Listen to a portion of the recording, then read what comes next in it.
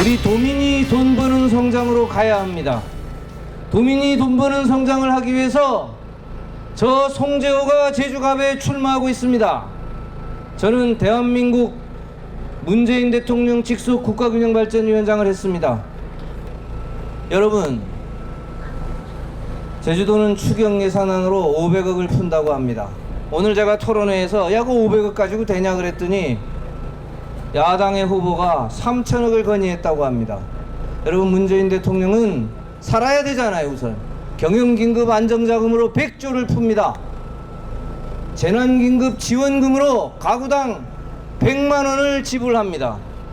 식당, 택시, 학원, 농어민, 자영업자, 소상공인들을 위해서 12조 원을 풉니다.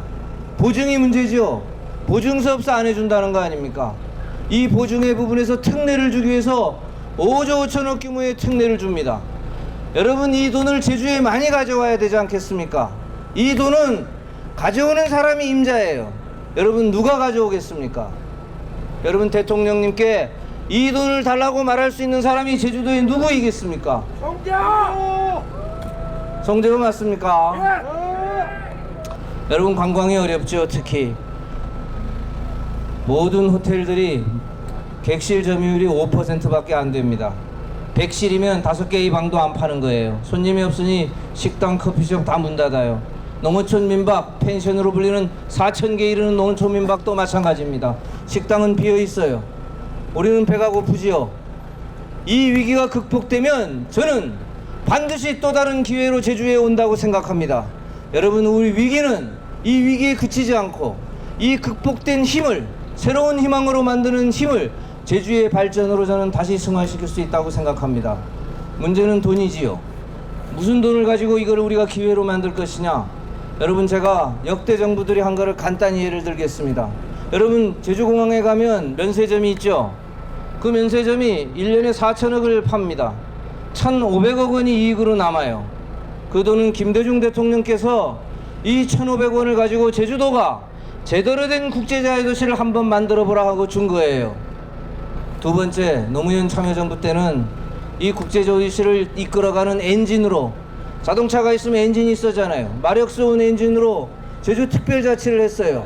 특별자치를 하면서 균형발전 특별회계, 제가 위원장으로 있는 위원회에 연 10조 규모의 균형발전 회계가 있습니다. 이 회계에 노무현 대통령께서 매년 3천억에서 3,500억을 주셨어요.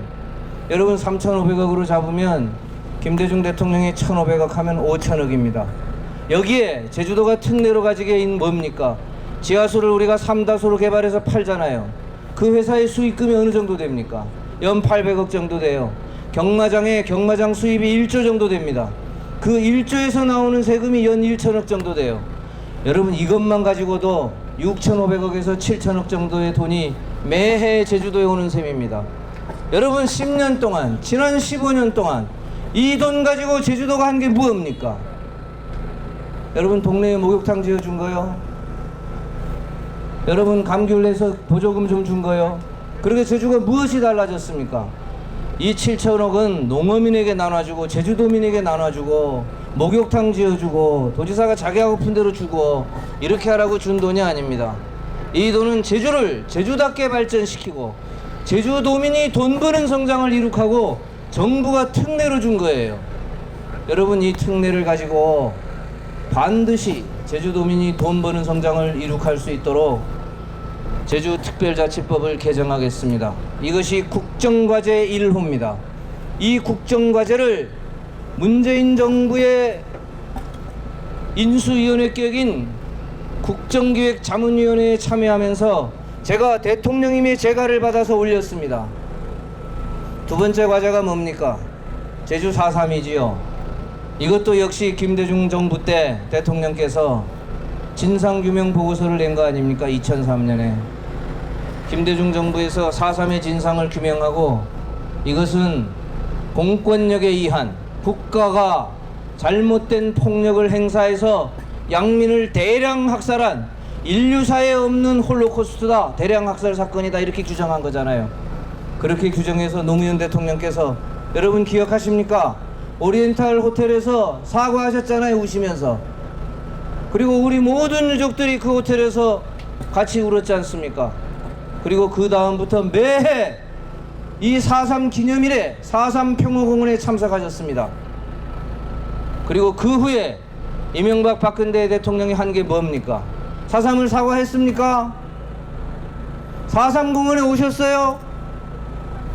코빼기도 안 비쳤어요. 이명박 대통령은 진실과 화해를 위한 과거사위원회를 오히려 폐지했습니다. 그런 거 안 하겠다고 한 거지요. 그리고 문재인 대통령 들어서서 진상규명과 명예회복에 이르러 뺨을 쳤으면 잘못했다고 했고, 그러면 친구에 대해서 배상을 해야 되지 않느냐? 4.3의 희생에 대해서 배상을 하겠다, 이렇게 한 게 대통령의 공약입니다. 이거를 우리가 제주 4.3의 완전한 해결이라고 부릅니다. 물론 추가적인 진상규명도 해야 되고 유해 발굴도 해야 되고 보다 더 많은 지원도 해야 됩니다. 그러나 일단 배보상을 해야 되지 않겠습니까? 이 배보상을 할 수 있는 근거 법률이 4.3 특별법이고, 4.3 특별법의 전면 개정을 통한 4.3 문제의 완전 해결이 국정과제의 2호입니다. 여러분, 국정과제라고 하는 것은 제주나 부산이나 광주나 강원도가 하는 과제가 아니에요. 대한민국 대통령이 국민에게 약속하고 대한민국 대통령 산하의 위원회를 통해서 관리하고 국무총리에게 결과를 보고하도록 지시하고 매년 어떻게 하겠다는 계획이 포함된 계획입니다. 이 계획은 국무총리실에서 관리되고 대통령 직속 정책기획위원회에서 추가적인 보완을 하고 있습니다.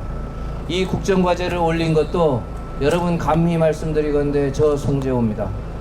저는 제주특별자치법의 개정, 4.3 특별법의 전면 개정, 이렇게 두 개 올라간 국정과제를 하늘이 내린 과제라고 생각합니다. 이 과제의 해결을 위해서 저는 대통령님의 재가를 받아 이 자리에 서 있는 겁니다. 여러분, 제가 인사를 자주 못 드렸습니다. 전략공천이라고 욕합니다. 여러 가지 단점이 있다고 합니다. 저를 만나는 모든 사람들은 정의의 편에 있다고 하고 저는 늘 불의와 부패하다고 합니다. 물론 좋습니다.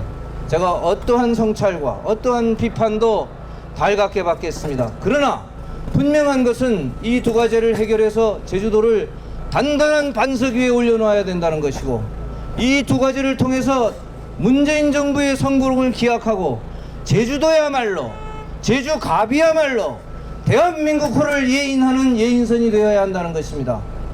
여러분, 감히 부탁합니다. 이 송재호에게 지원을 해주십시오. 지지를 해주시면 여러분, 제주를 우선하겠습니다.